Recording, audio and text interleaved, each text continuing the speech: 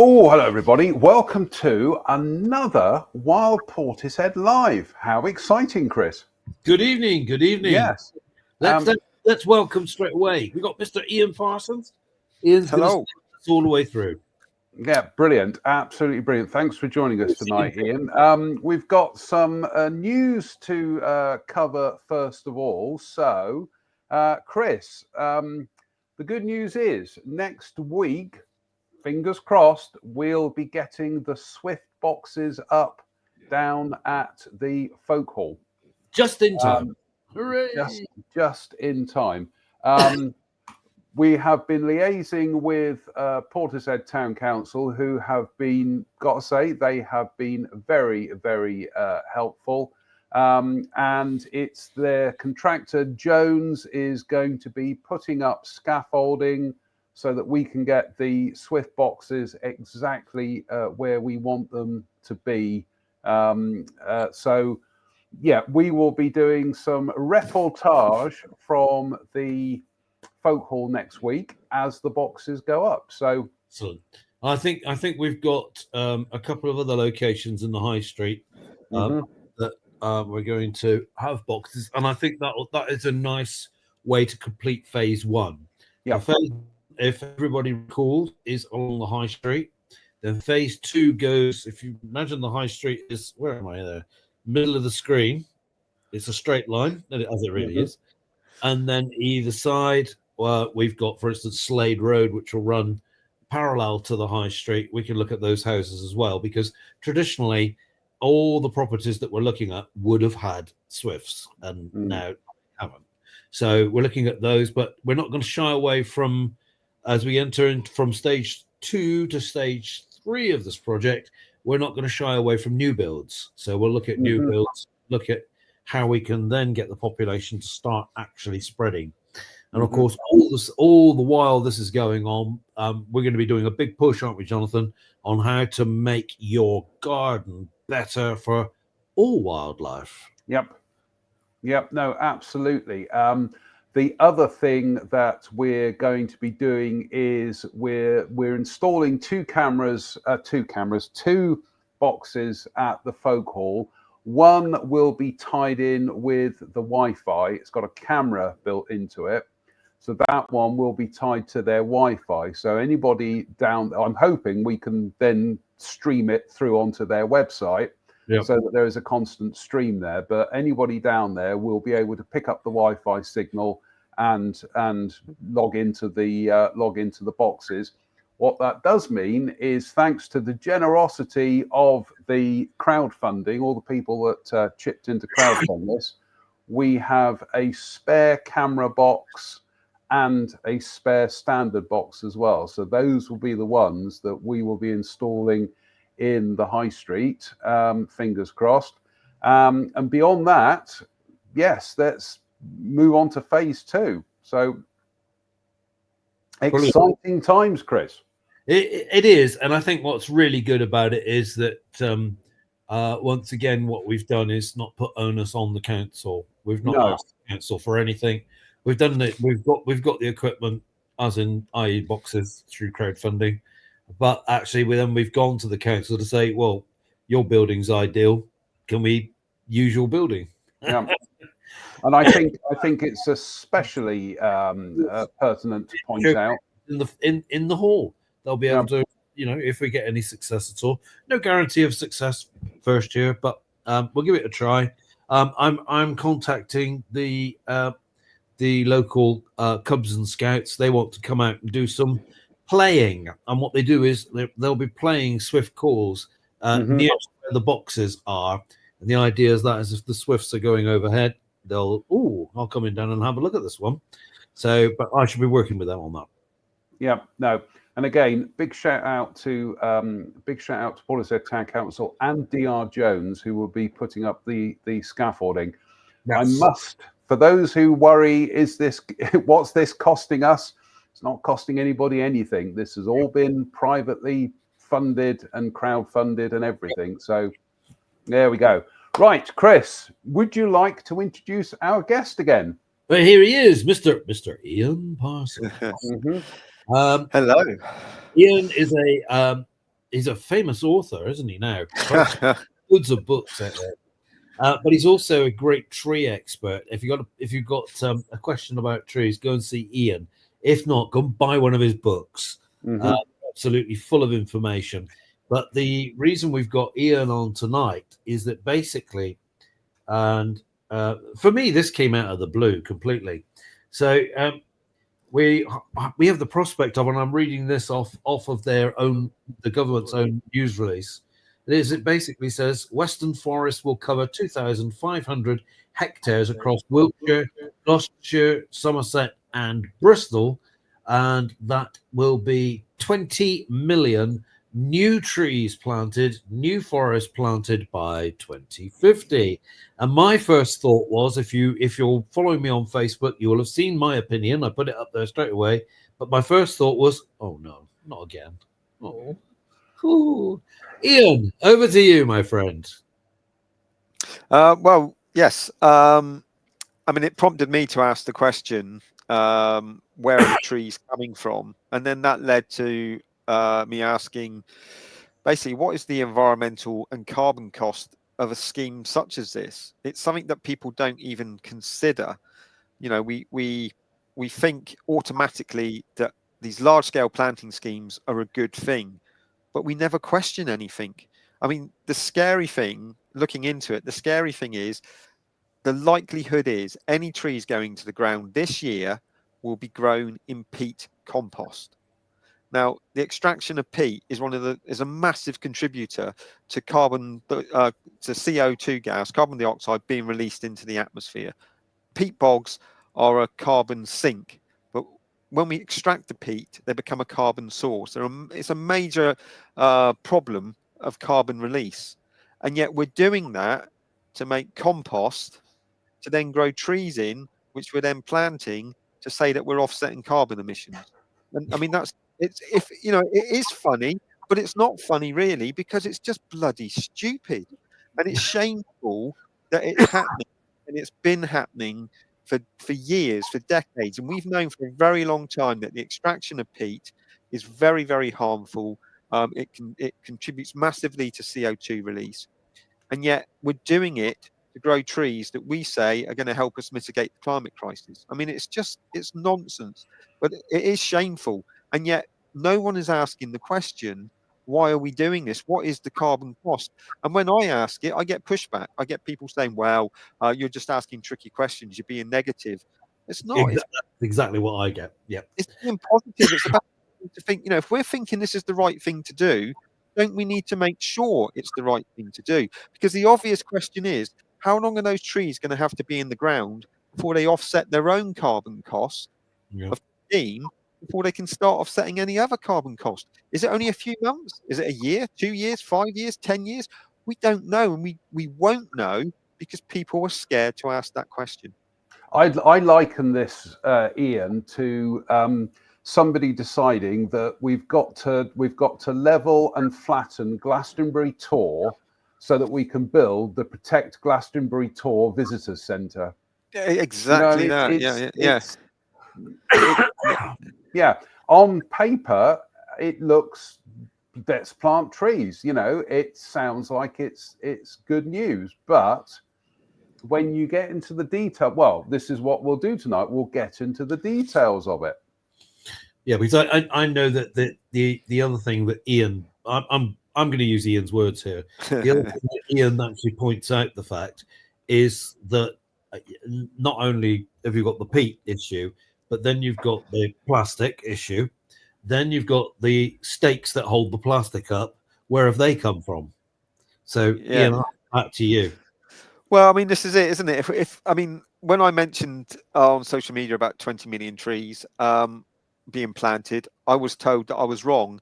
Planted doesn't necessarily mean planted, which is a very odd thing to say because the word planted does mean planted. Certainly did when I went to school. So I didn't understand that.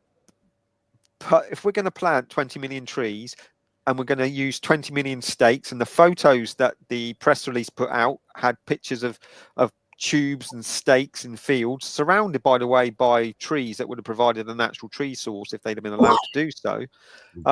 Those stakes are wood, and wooden stakes come from trees. So again, a bit like your Glastonbury Tour Visitor Centre idea, it's we're felling trees to make stakes to plant trees.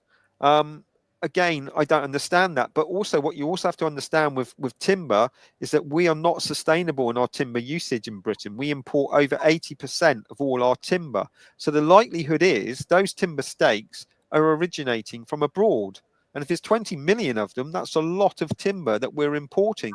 And that obviously comes with a carbon cost. And, you know, there's carbon miles on the clock of the stakes. Where are they coming from? They're probably coming from Latvia or Finland. They're being shipped across to Ireland to be processed, then they're imported into this country, and then we're using them to plant trees to offset carbon costs. I just find it really difficult to understand. But what I find more frustrating is that when you ask the question, you know, well, what is the carbon cost of this scheme? People get almost aggressive with they just want to answer you with questions, because I think they're scared of revealing actually the true answer. Yeah, definitely.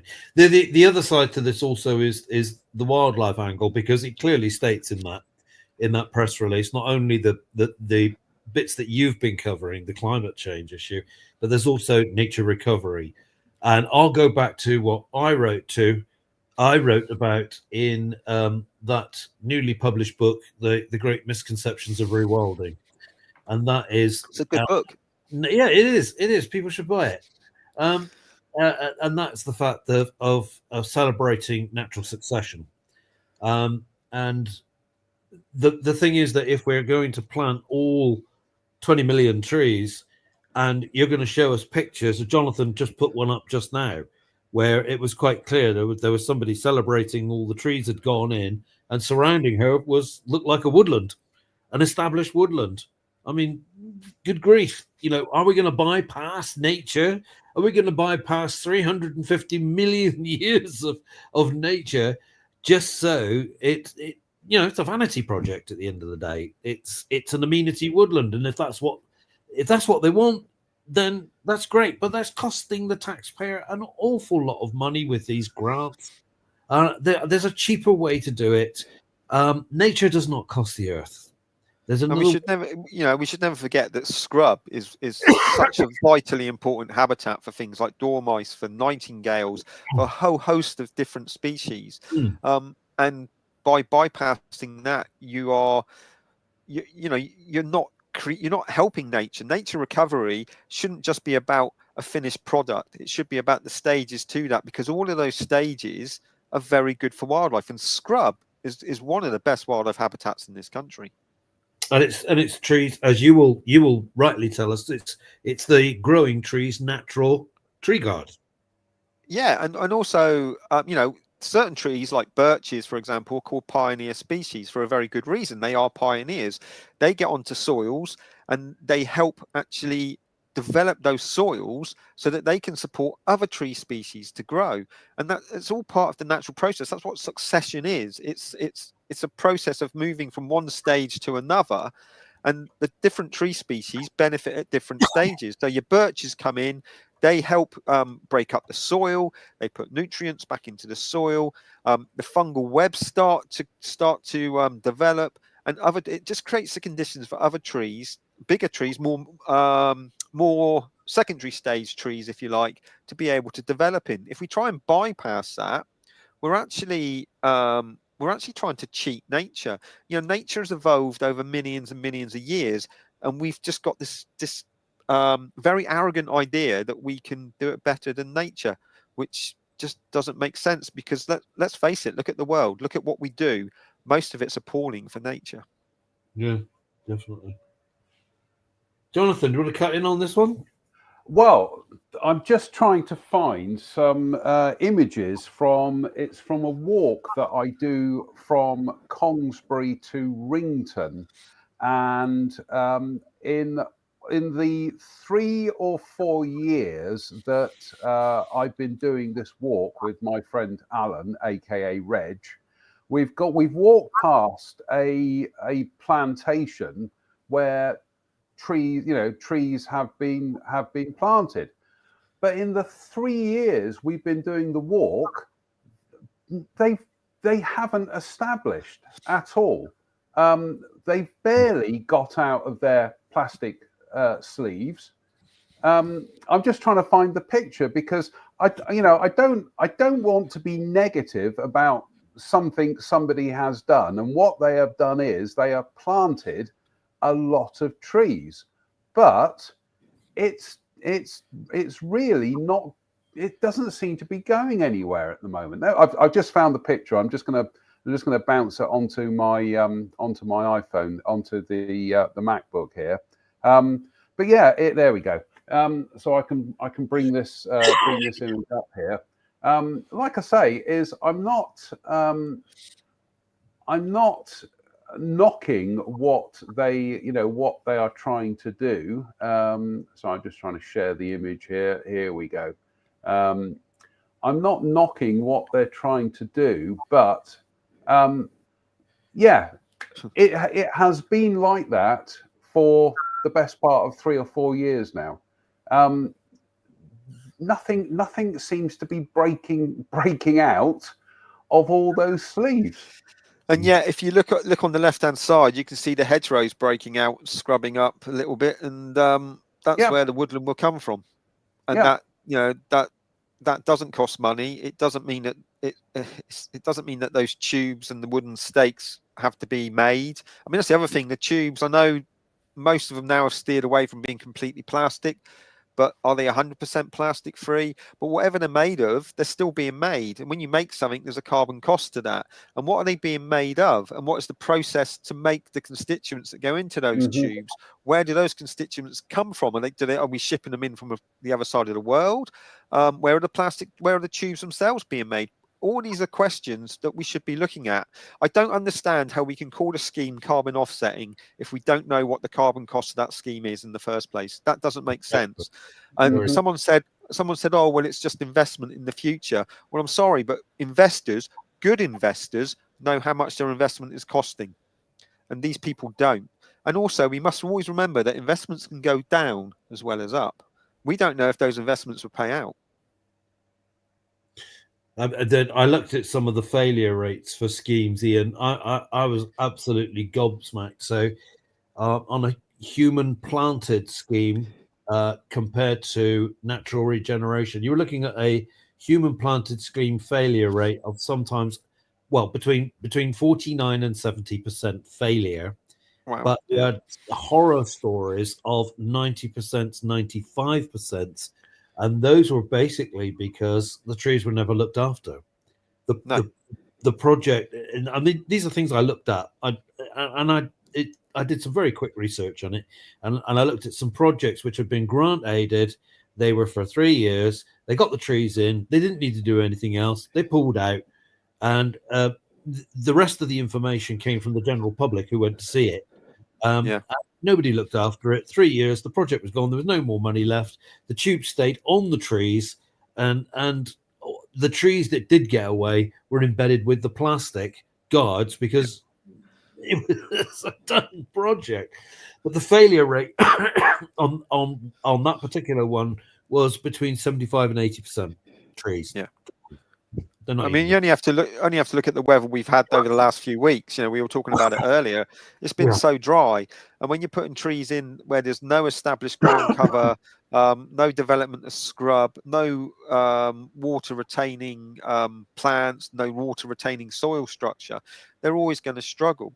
You know, in forestry terms, putting conifers into soils, you can get away with it a lot more. But when you're talking about broadleaf trees, which are quite water demanding, if you're just plonking them in bare root, especially after they've been grown in a medium such as peat, which is, for as damaging as it is a very good medium to grow things in. You take them out of that and put them into soil with no moisture retention, they are really going to struggle. They're really going to struggle. Chris, we've mentioned this before, and this is a classic example. Right on our doorstep, Battery Point. This is part of this big, much vaunted tree planting scheme on Battery Point, and as you will see in the background, there is woodland that wants to grow out there. It wants to take over Battery Point. Yep. That was about, that was 3 years ago, 4 years ago. Those were all the trees that were planted, and that's all that remains of all that work. They look a bit like gravestones to hope. Well, but as you say, Chris, there is Eastwood. Eastwood wants to carry on moving out, and I'm going to be going down there in the next couple of days because I only live around the corner, and I'm going to be photographing some of that encroaching scrub that is coming out of Eastwood because there is stuff establishing itself there. Yeah. But unfortunately, when the maintenance people come round, they just mow it all back again. Yes. Yes. So yeah, I mean, most of our councils are strapped for money at the moment. To say the least, they're in financial difficulties. And so, you know, one of the things that they could be saving on there, they could turn around, they could have a little meeting with their grounds maintenance people and just say, well, look, like we want some trees, we want some extra trees to offset carbon, and we want to help nature recovery. So there's Eastwood there. So would you mind not mowing? Would you mind giving an extra 10 meters to the woodland and not mowing up to there? And I know your day might be a bit shorter, but we might save some money, and we can perhaps stick that money that you've saved into social services. Sorry, this all sounds very familiar locally and local to us, Ian. So, but that never comes out. It never comes out. It's grant aid from somewhere else, national lottery or whatever. I don't know. Doesn't really matter. But the grant aid comes in. They go, whoopee, we got some money. Bang, let's do something. Stick them in the ground. That's it. Great job done. Thank you very much. Pat on the back. We did well. End. Yeah.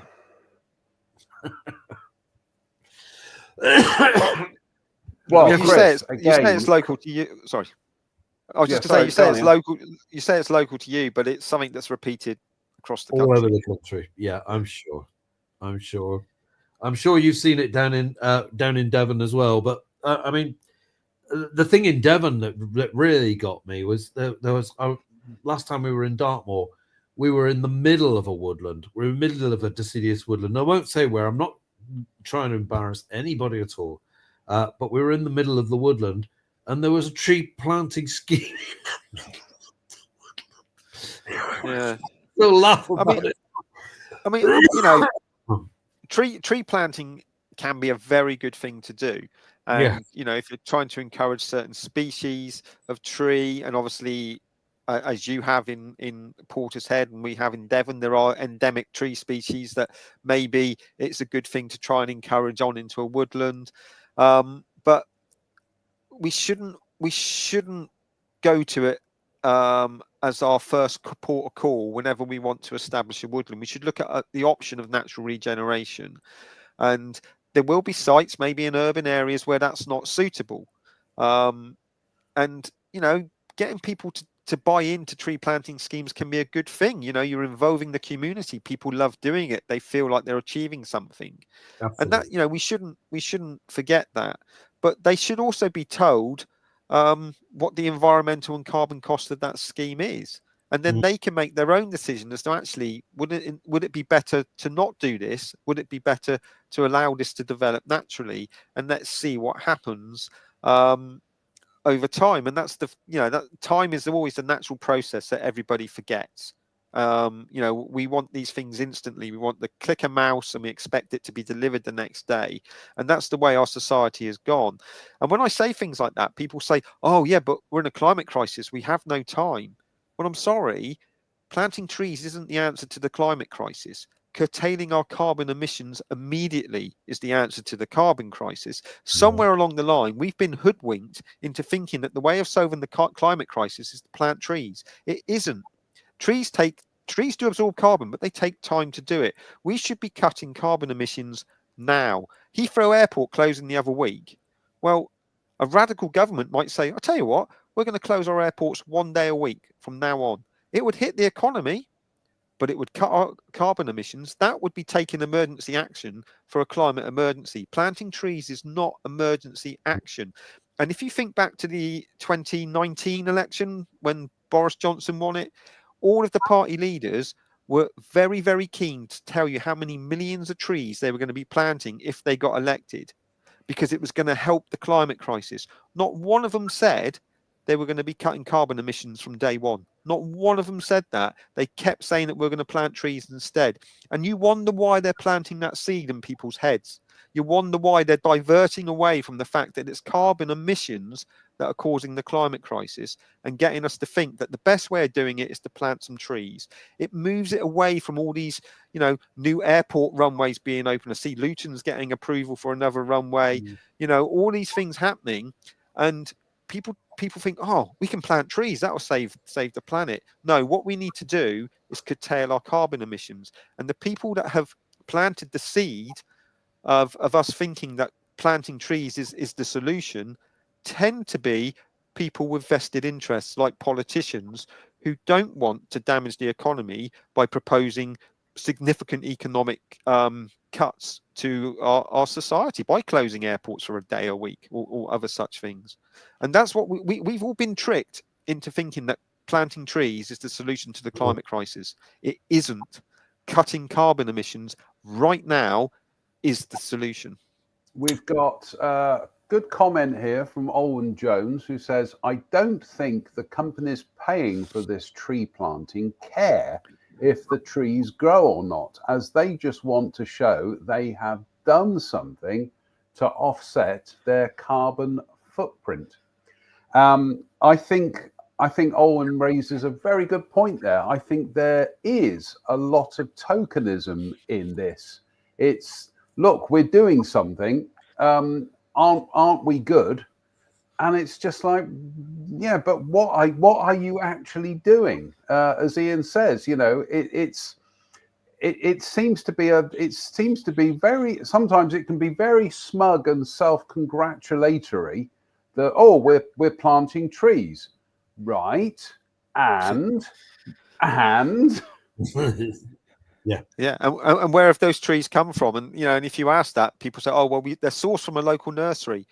But then you've got to ask, well, where did the nursery get the trees from? Because many nurseries buy in trees either as bare root saplings, and a lot buy in seeds. And the government say themselves that as demand for tree planting increases, we're going to have to import more tree seeds. So we're bringing tree seeds from different parts of the world. The Woodland Trust say very proudly on their site about tree planting that they only source tree seeds from the UK and Ireland. Well, Ireland isn't Britain. It's a different country. We're importing tree seeds from there. And Ireland has its own different flora than we do.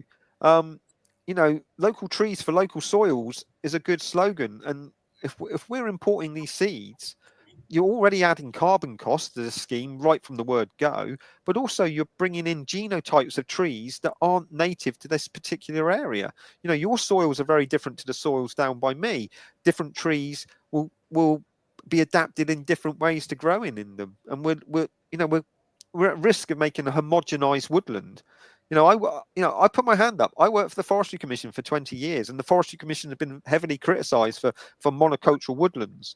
Producing timber that we all use every single day. But even so, the same people that criticise that as creating monoculture are quite happy to be planting these homogenized woodlands that aren't local at all. Chris. Yeah, I mean, there's a similar thing with, for instance, nest boxes, isn't it?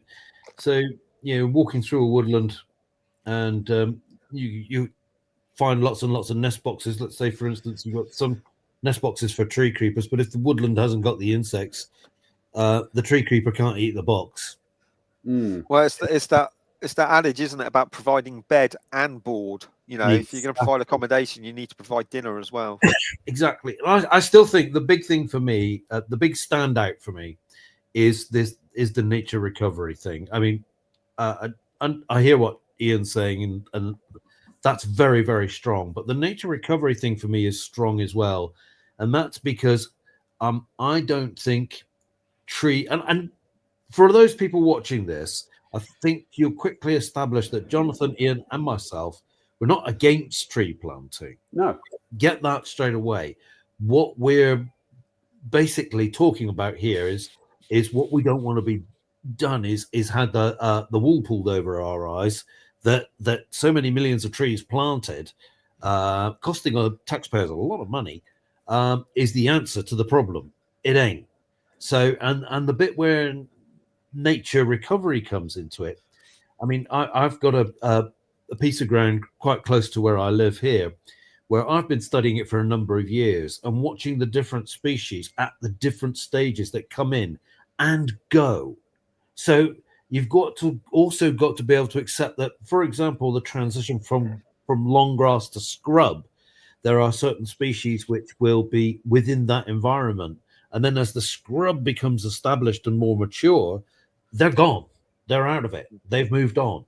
Or they've died off from that particular area. That's what I mean by the excitement of succession. And then as the scrub develops, it becomes fantastic. All the thorny bushes are fantastic for nesting in. So naturally, with scrubland, you probably got your most, at this time of the year, your loudest part of the dawn chorus is going to be around that scrubland. It's not going to be in the middle of a woodland. It's not going to be in the middle of a field. It's going to be there, right on the edge. Like I call it woodland edge type habitat, where the scrub's really got a grip, a hold. But that's not going to last. That's going to change because the trees are growing up through. To me, this is incredibly exciting. And that's nature recovering, because at each stage, there's a different nature.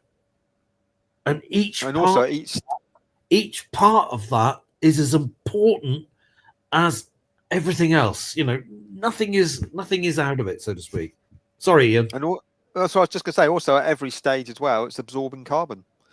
Yes. And that's what people forget. They seem to think that only trees can absorb carbon. But all trees are plants. All plants can absorb carbon. Yep.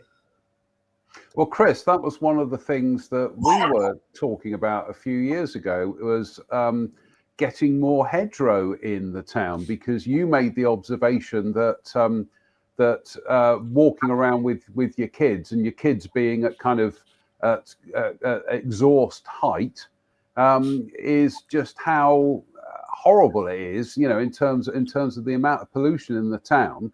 And having hedgerows will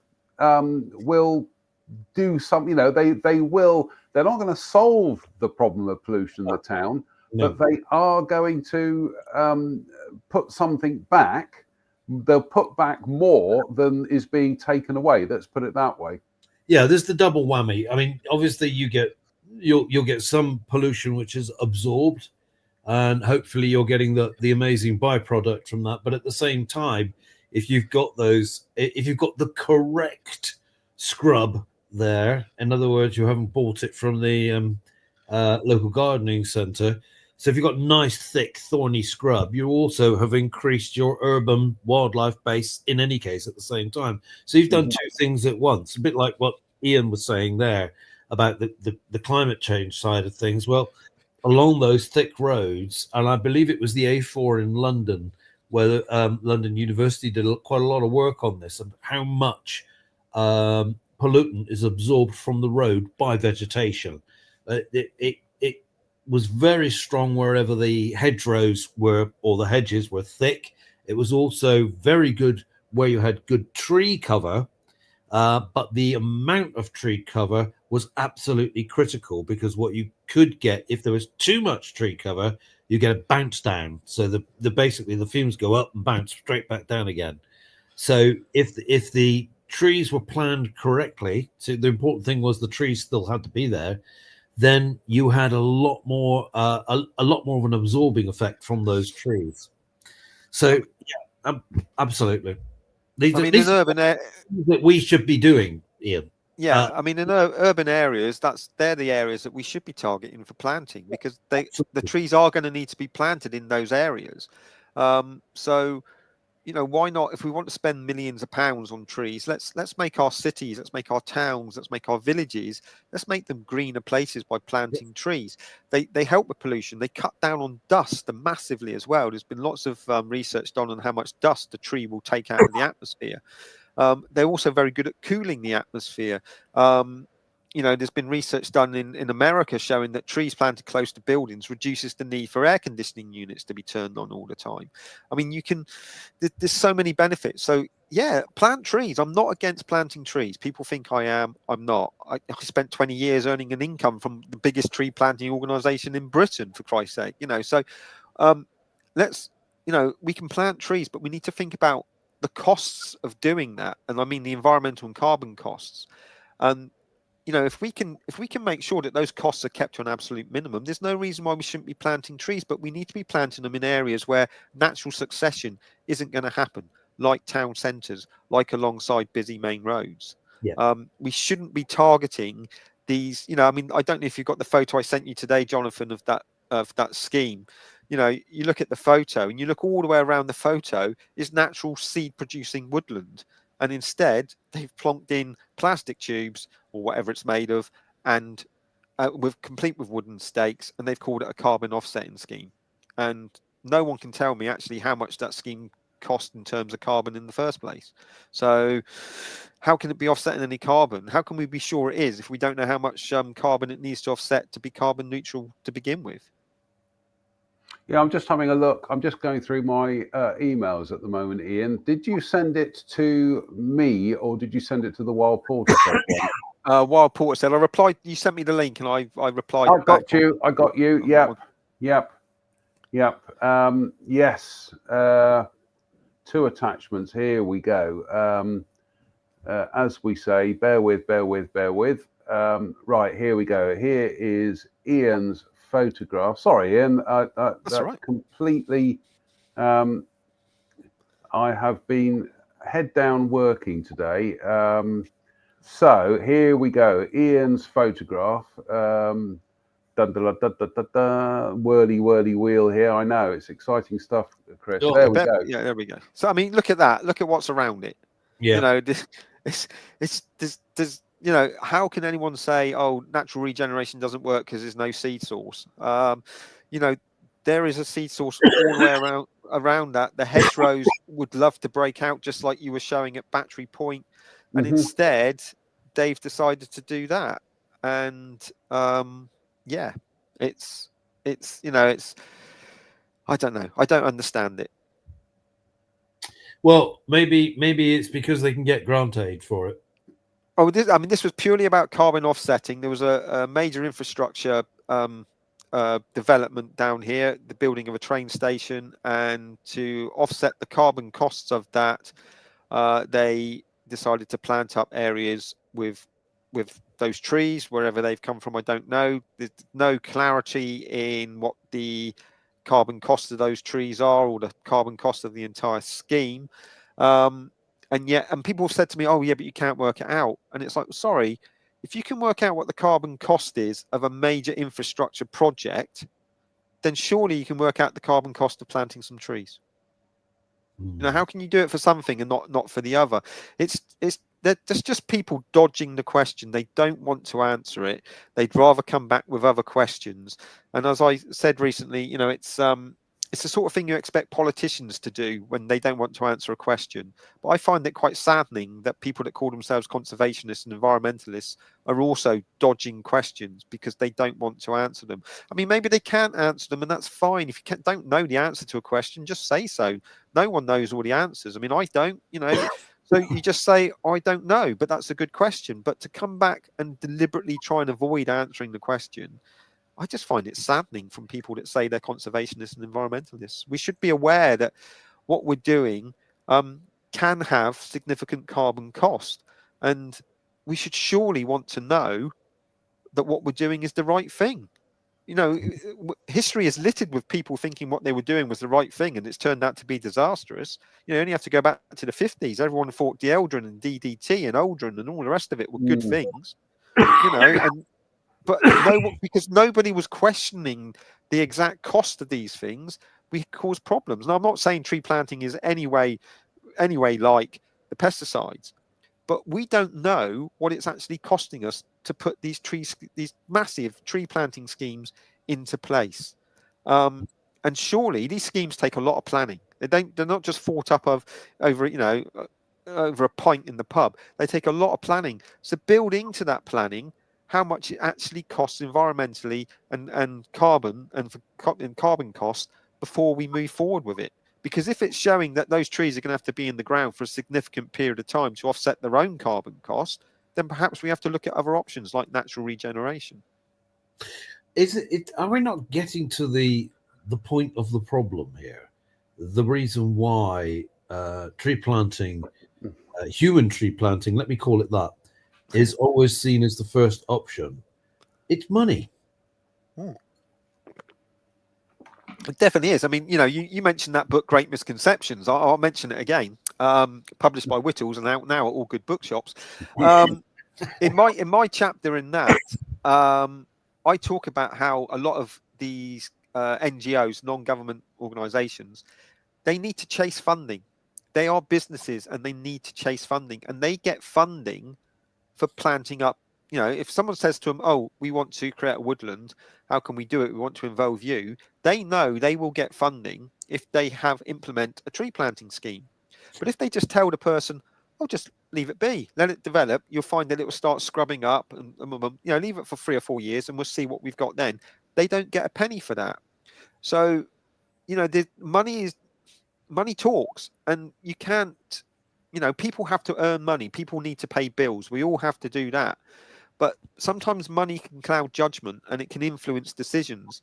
And there's a lot of money involved floating around in tree planting, particularly when you compare it to not doing anything and allowing scrub to develop.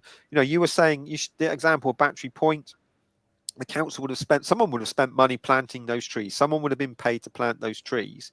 And then you say that someone's being paid to stop the natural succession developing. So they're paying money both ways, and it doesn't make sense. They're paying money for trees to fail in the ground, and then they're paying money for someone to stop the trees that want to grow down naturally and will grow very well from actually growing. Exactly. Money does cause judgment issues, I think, in a lot of people. When people apply for grants nowadays, they're applying often for a lot of money. And to apply for a lot of money, you've got to be able to justify what you're going to do with all that. So you come up with all these wonderfully elaborate schemes to justify the reason why you want that money in the first place. If in your application form it says, we want all this money to allow these areas to develop naturally, you won't get through the first sift. They're not interested. They want a scheme they can attach a marketing campaign to, pictures of people stood in helmets and yellow vests next to tree tubes saying what a wonderful job we're doing planting millions of trees. You don't get that. You don't get people stood in front of a thorny bit of blackthorn scrub saying this is a wonderful thing. But perhaps that's our fault, because we're not telling people that actually that scrub is a brilliant thing. Well, I am. Should be. I know you. Well, you are. Yes, you are. But I can remember. Listening back on one of your broadcasts years ago, where you had a councillor on there defending the tree planting they were doing and saying that people didn't like to see the scrub. They thought it was scruffy and thought it showed neglect. Well, instead of spending the money on cutting it all down, spend that money on informing the public, telling them what it's about. Get them to buy into it. Alert from Microsoft Update Assistant Mac OS upgrade required. Oh, hello. Who's was that me or you? Not me. Well, I haven't got Mac, so I don't think it can be me. Somebody's beaming something in from stuff. Yeah. But if you're going to spend money on informing people about just how great scrub is. It's such a good thing. Chris, I think what we're going to have to do is, at some stage, we will pick our top 5 scrub areas in Portishead, and we'll do some videos and we'll talk about it, and we will show why scrub is brilliant, why we should be trying to encourage more of it. Yeah. I can do that. We can do that. That's not a problem. We There's- can do I've that. done loads of those videos for Wild Portishead before, and I've done Yeah. them as live videos as well. Yeah, let's just do it. Let's just Yeah, do let's it. just do it. Sell I've been this. saying to Chris for years that he needs to scrub up. Yeah, absolutely. There we go. Whittles Publishing. Oh, that's a good Great book. Misconceptions, edited by Ian Parsons. It, though I say so myself, it is a great book. I have absolutely enjoyed reading it from cover to cover. So much so that I'm as homework. I'm going back and reading it again because there are. I think it's one of those books that the more you read it, the more you start to absorb what each of the chapters is saying. Apart from our chapter, Chris. I mean, goodness me. But we let the side down there a bit. No, we didn't. It's a cracking book. And there you go, folks. If you head to whittlespublishing.com, how much is it? I think that says 18.99. 18.99. That is a sound investment, I would say. Yeah, so there we go. There is the gratuitous plug out the way, Ian. Yeah. I mean, it's not just about trees. It's about, it's. I mean, I think there's 14 different authors, 13 different chapters. We cover a whole wide range of topics, from everything from, links reintroduction to urbanizing, to urban areas being rewilded, to even the House of Commons being rewilded. And that was written by a peer of the realm, that chapter. So it's a broad book looking at a broad range of topics and how rewilding can often be misunderstood. Somebody will point out, what is your book printed on? It's printed on paper. It's printed on Sitka spruce, like virtually every book in this country that's produced, which always does make me laugh when you see glossy magazines. There's a very well-known glossy wildlife magazine that comes out twice a month that is printed on Sitka spruce, and the number of times I've read people in their columns criticizing the Forestry Commission for planting Sitka spruce always makes me laugh, because that's what's earning them the money. We do use paper, we do grow trees, but those trees are plantation trees and they're grown as a crop. It's not the same as plantation trees grown as carbon offsetting schemes or to help the nature crisis. These are, coniferous production forestry is producing a crop. It's just the same as growing wheat in a field. It just takes a bit longer. And by the way, wheat is just as native to this country as Sitka spruce. So we do that all the time and eat our Weetabix. Other brands are available, but we don't criticize growing wheat as a crop. Yet we criticize growing trees as a crop, even though it's exactly the same principle. It just takes longer. Gents, we are coming up to the 50-minute mark. I think we will go for the full hour, and then we will part our ways. Anything else that we want to bring up in the last 10 minutes? I will just say very quickly, I think it's brilliant that Portishead Town Council are allowing you to put Swift boxes up in their buildings. I think that's a really good thing, and they deserve a lot of credit for that. And wouldn't it be great if every town council in the country did it? Well, there you go.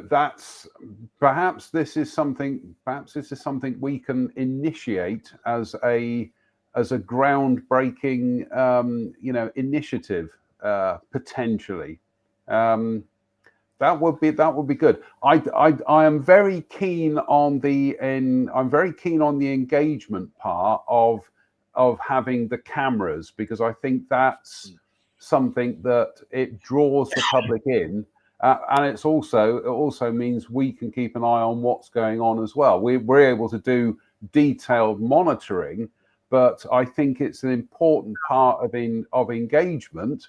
And if it encourages more people to invest in nest boxes and cams, obviously sustainably sourced boxes and cams, but if it encourages people to set up their own at home, We need more of it, quite frankly. Well, And we know that the British public, the people watching tonight, are massively into their wildlife because of the popularity of wildlife programs on television. it doesn't transfer that way, I'm afraid. Doesn't it?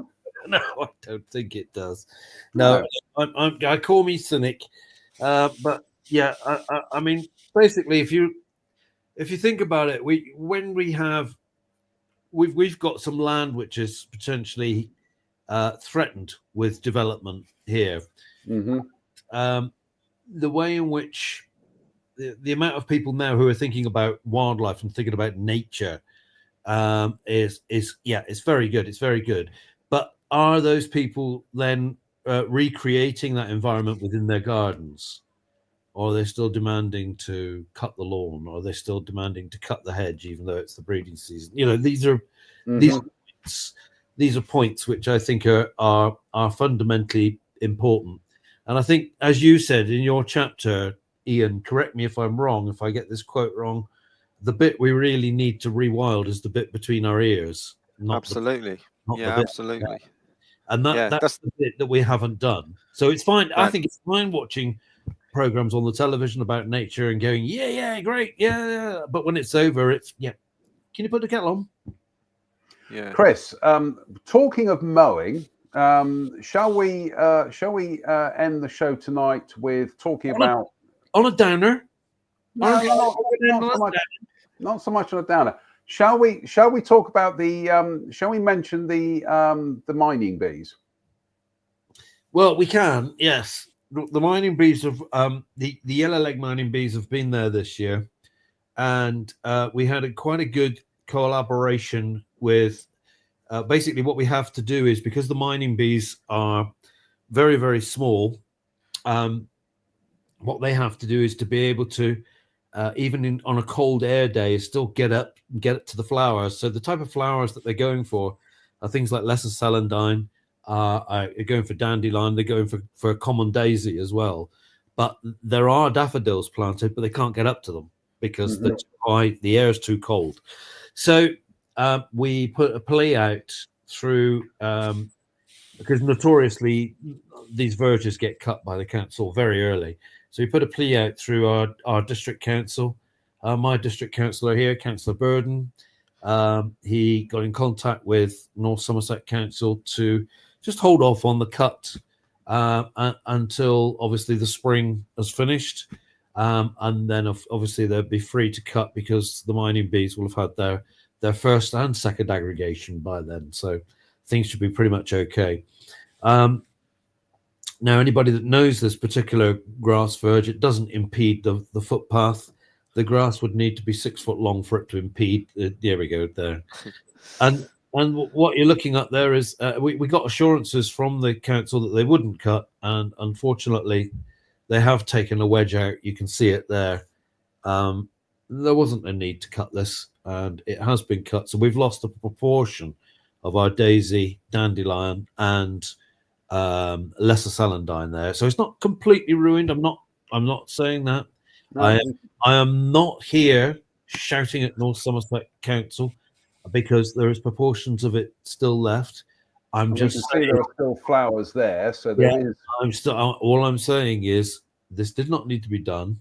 I think when you promise to do something, try and keep to it, because people like Wild Portishead and the people that love to see these bees on these seeds, they will complain. We will complain, but we're not hammering home the point simply because of the fact that a proportion of the flowers have been left. In the past, when it's been cut, the whole lot's gone.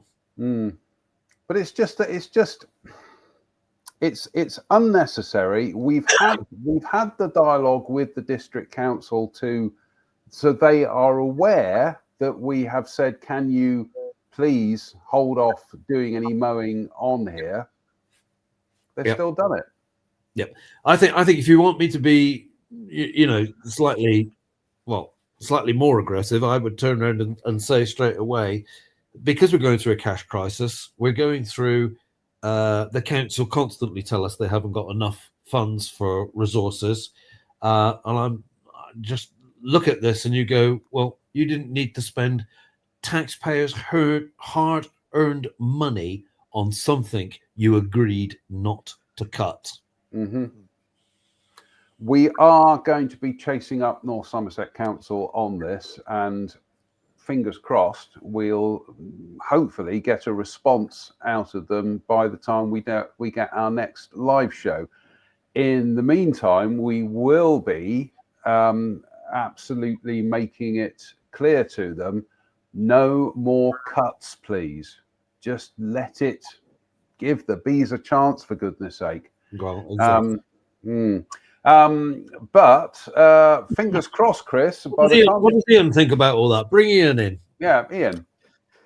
It's the same old thing, time after time, isn't it? With cutting verges. I mean, sometimes there is a safety need to cut verges, but that picture very clearly demonstrated to me, as someone who doesn't know the site, there was no need for that to be cut. I mean, the bit that they didn't cut was hardly very tall, was it? You know, so why was it cut in the first place? And there's almost it goes back again to that councillor saying they wanted trees to be planted rather than scrub, because it shows they're doing something. And there does seem to be that mentality that we want to be seen to be doing something to justify our existence, if you like. And you know, councils, I'm sure your council tax has just gone up. I think everybody's has.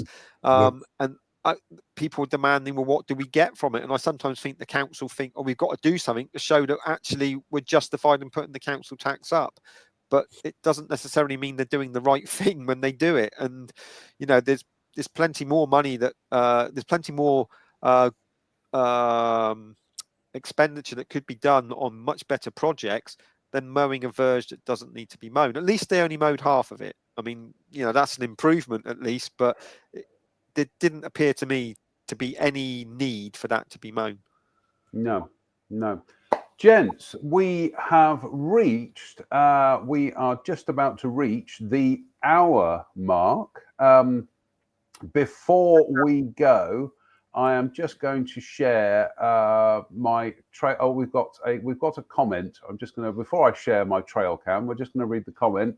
Olwen Jones, who says, very kind of them, thank you for an excellent discussion tonight. Thank you, Olwen. That's very, very kind of you. Thank you. Yes, my trail cam, which I leave out at night, several nights a week.